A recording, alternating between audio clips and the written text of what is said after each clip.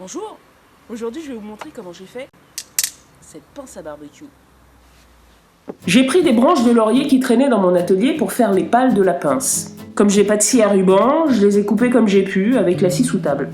C'est pas très réglementaire, en réalité c'était un peu dangereux, mais bon, on fait ce qu'on peut avec ce qu'on a.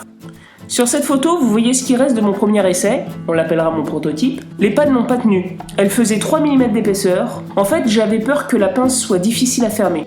Cette fois-ci, elles feront 5 mm d'épaisseur et environ 60 cm de long. C'est la bonne distance pour que la main reste suffisamment loin de la chaleur du barbecue et que la pince ait assez de force pour retourner des gros morceaux.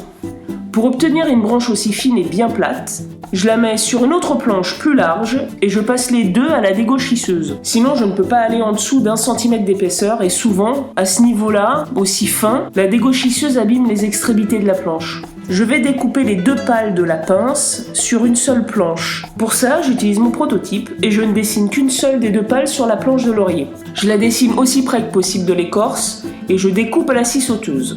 En gros, elles font 1 cm d'un côté et se terminent à 3 cm à l'autre bout.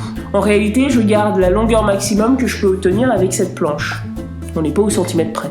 Je maintiens les deux morceaux l'un contre l'autre avec suffisamment de serre-joint pour qu'ils ne glissent pas. Ensuite, je ponce jusqu'au trait en utilisant ma ponceuse à ruban fixée à l'envers sur les talus. Si vous n'avez pas de ponceuse à ruban, vous pouvez utiliser une râpe par exemple, ou un rabot.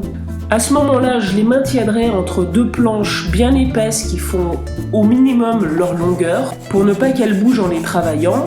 Et de cette façon-là, vous pouvez aussi tout à fait dessiner les contours. Quand on n'a pas les outils, il y a toujours des solutions. Ensuite, je récupère une de mes chutes pour faire le morceau qui va relier les pales entre elles. Il faut juste que l'épaisseur du morceau soit plus grande que la largeur des pales.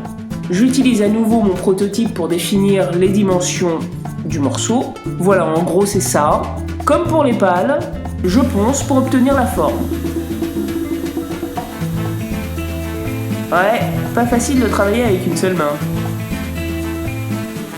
Je m'assure que le résultat est bien d'équerre. D'ailleurs, j'avais tracé un repère pour me guider en ponçant. C'est plus pratique. Je colle le tout. Une cale au bout me permet de maintenir les pales sans qu'elles ne glissent. Si vous avez fait un biseau à l'extrémité, pensez à coller du bon côté. Maintenant, un ponçage pour égaliser l'épaisseur. Encore un pour arrondir les angles.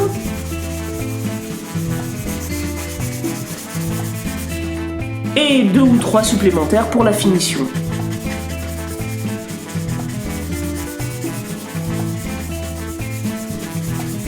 Voilà de quoi passer la saison des barbecues en beauté. Même avec les côtes de porc, ça fait l'affaire. Quelle dextérité!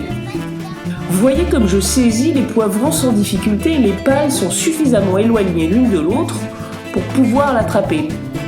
Attendez tout brut. Voilà, j'espère que cette vidéo vous a plu et qu'elle vous donnera envie de faire des pinces. Des pinces à barbecue, des pinces à cornichons, toutes sortes de pinces, tout est possible. N'hésitez pas à vous abonner à ma page, j'ai encore plein d'autres projets en perspective. Alors je vous dis à bientôt!